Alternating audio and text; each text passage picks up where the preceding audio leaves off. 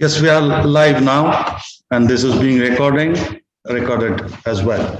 So first, to begin with, I'll request Kanchanaji and Anupamaji, our dear writers from Sri Lanka, to begin conversation.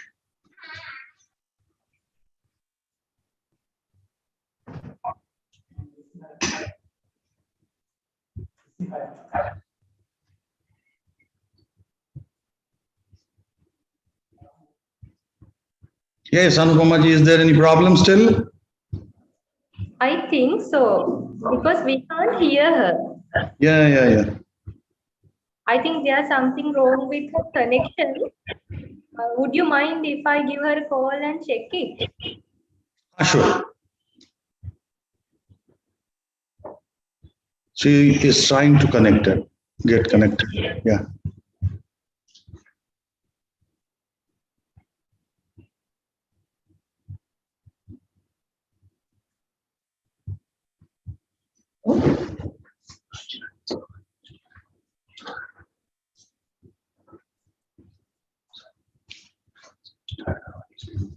Before that, Kanchanaji, may I request you to share your views first?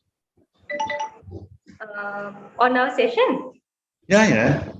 Yeah, actually, I think I have to be thankful for our Ajitko for having this initiated and continuing this irrespective of the hardships and hard times we have been facing. And I am really glad that I am here today. I think Anupama's connection is okay now. Yeah. It seems that. Yes. She has now got connected. Anupamaji? Yes. So, thank you for waiting for me.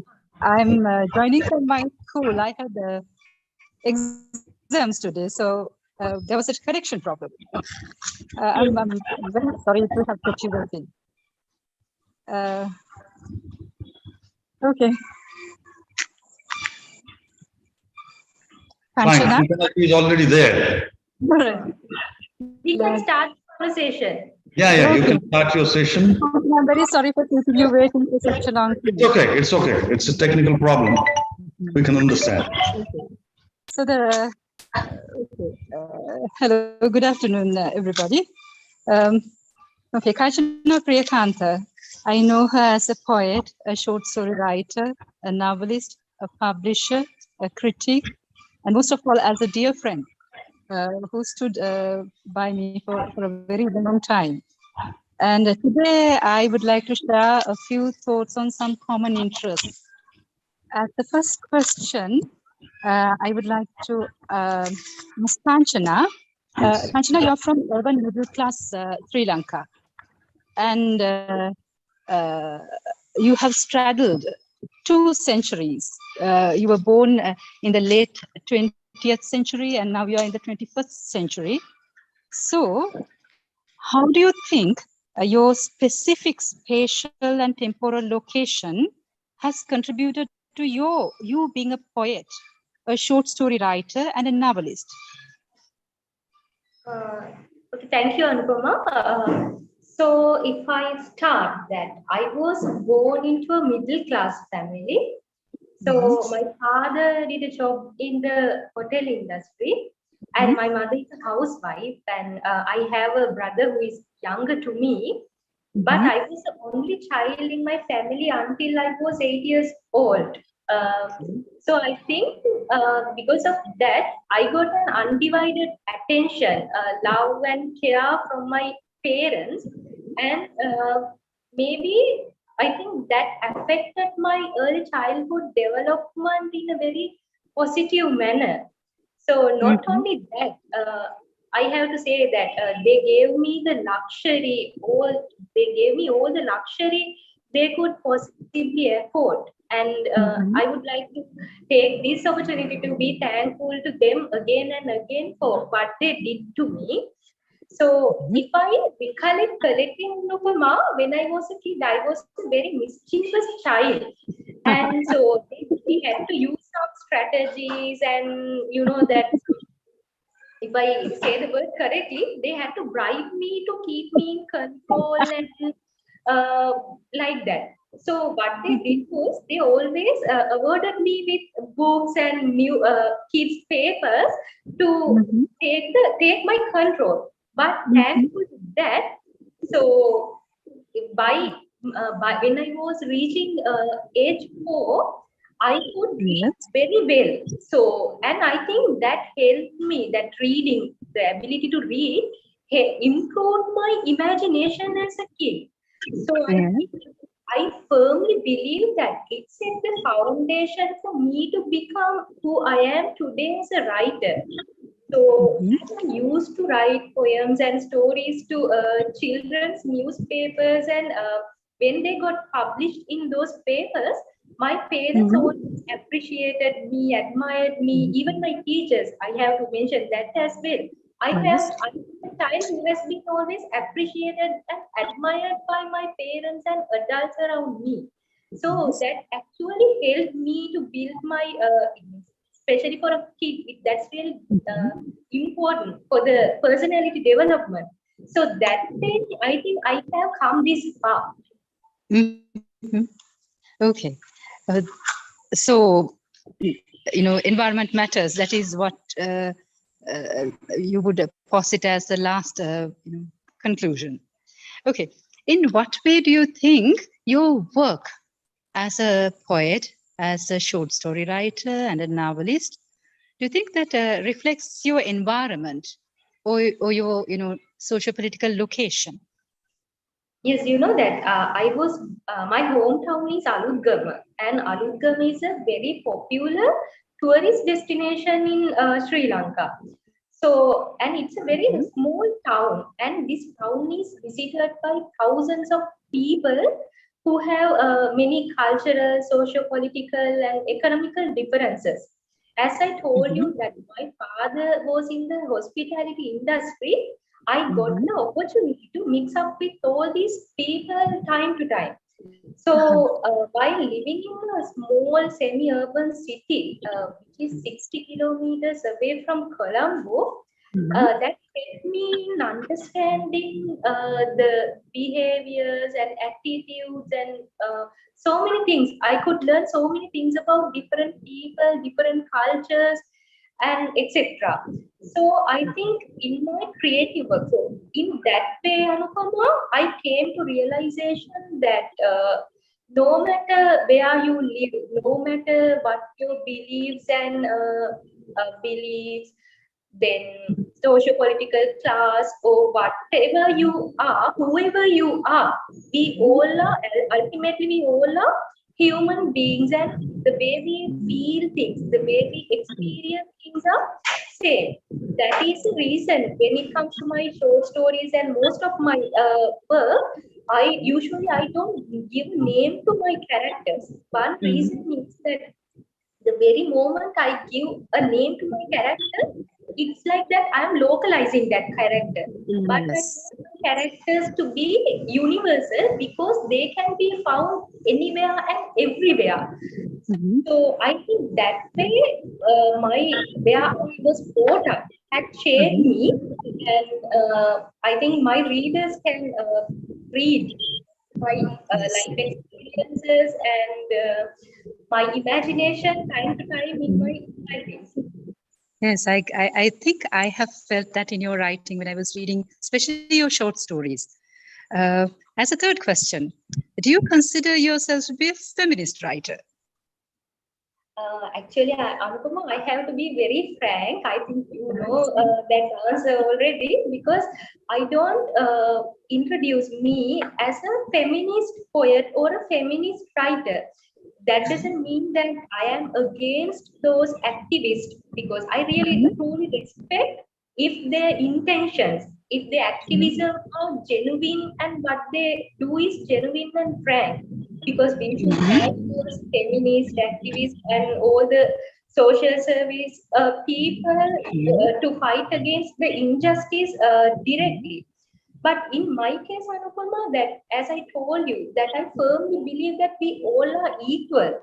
So I think that not only women, even men, we both are equal. equality doesn't mean that we are equal in our physicality, but it's about how we must be treated. So I think that I should be treated with respect, not because I am a woman, but I should be treated with respect and everything like that. Only just because I am a human being. So that is same with the men as well, because they have to be respected and treated well, not because they are men, but because they are also human beings. So that is, I think, not only with men and women. That is same for the entire world, entire living beings, entire existence. Okay. Excuse me, I'm sorry to intervene. May I now invite Manzrul Saab also into our discussion? You're welcome to. Manzrul Saab, could you please unmute yourself? And may I request you, sir, to share your major concerns as a writer, environment in particular and others in general? Let me tell you that I began my story writing inspired by the storytelling tradition of Bangladesh. And the storytelling tradition is very old. The newer tradition, which is story writing, came via Europe. After the British colonized this subcontinent, they brought the printing press and they also brought their publishing trusts. So what happens here is that when you write from an oral tradition, you have environment always in focus, and how environment connects people and places and local imaginations create paradigms of environment, which we today describe as sustainable environment.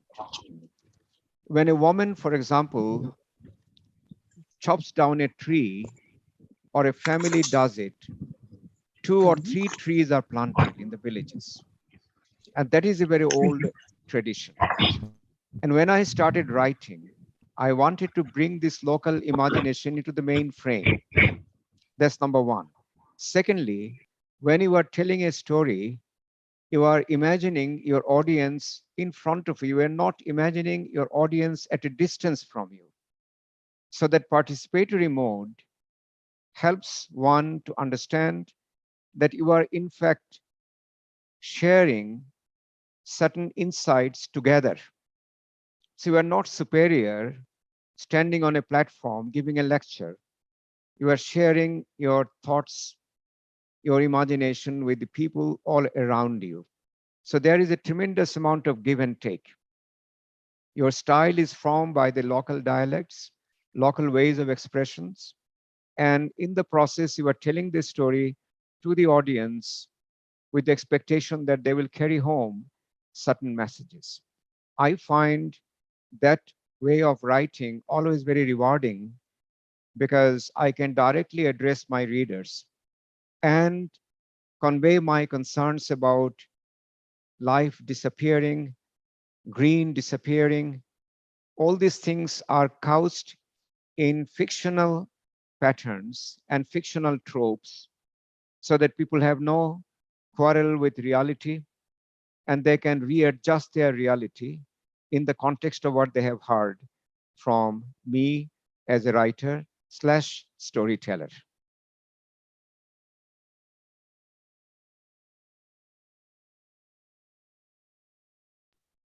That's wonderful to know. I think Arifaji can speak to us now. Arifaji? Once again, it's getting very difficult. Yeah.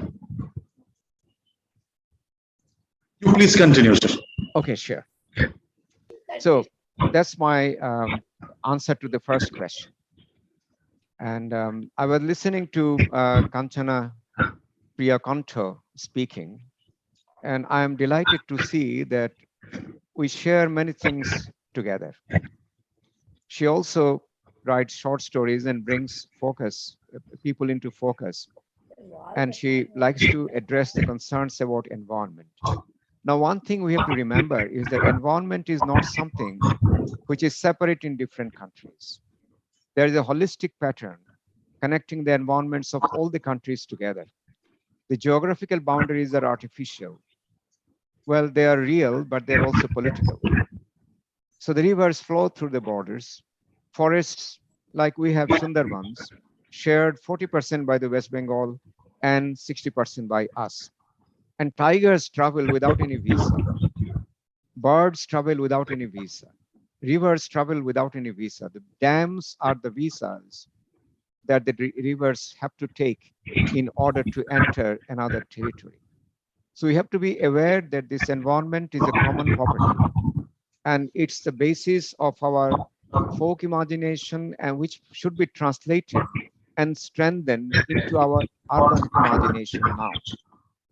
Another thing I do in my stories, I don't know whether Kanchana does it, is I use folk imagination and plant this into the city. So I have something called urban folkism. Our rickshaw painting, transport painting is beautiful. She has sent me a question, but let me finish this. What I like to do is bring all these folk imaginations into the cityscapes so that the city becomes a better place to live in. It is richer, it's much more vibrant, and it is not inclusive. It is not built of gated communities in which participation and sharing each other's lives becomes important. And the last thing I do in my short stories is what the folk storytellers tell you is celebration. So I celebrate even the smallest things. I celebrate even the lives of the most subaltern individual. That celebration is something which is, I find, in keeping with my connection with the past. So that celebratory mode is something I have seen in my childhood when my grandmother told me the stories. The stories celebrate people coming together, the victory of the forces of good. These are the matters we can always celebrate.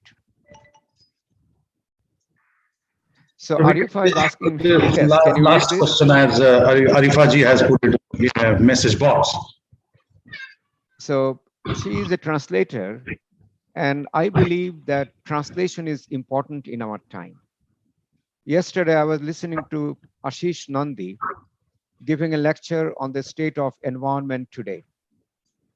And that the problem is the West wants its texts to be read and believed in. Whatever theories the West has about the environment, these are pushed down our throat. But we have our local theories, we have our local imaginations, which should be translated and sent back to the center. So translation can also work as a means of communication. The local travels to the global. What I believe in terms of my life and my environment and my culture can be shared by a larger audience through translation. So Arifa, this is my answer, that in my work, I keep space for any translator to find something to convey to the reader somewhere else. Arifa has translated one of my stories, and that story she has done so well, it contains the flavor of the original. Well, that's something that I always admire in translations. Now, if a translation which is very well done can convey the messages of my short story to a wider audience, I, as an author, feel very elated, happy that my message has been shared by everyone together. We are speaking today, as you have noticed, in English. And because we are using this language, I can understand Kanchana. I can talk to people who do not have records to either my language or maybe Hindi, which is somehow understood in our country. So otherwise, when I go to Sri Lanka, I have to use English by necessity. So why not my stories travel to Sri Lanka in English, and Kanchana's stories travel to our country in English. And I heard that Anupama is a poet, so I know her poems travel to our country in the English language. Maybe then a conversation will begin, which will ultimately help everyone. And this is Ajit Kaurji's message. Convey the messages in very strong terms so that everyone can hear. And that is the reason why she has given her heart to the conference, because the messages coming from your heart can be very quickly understood by another heart open to receiving that message.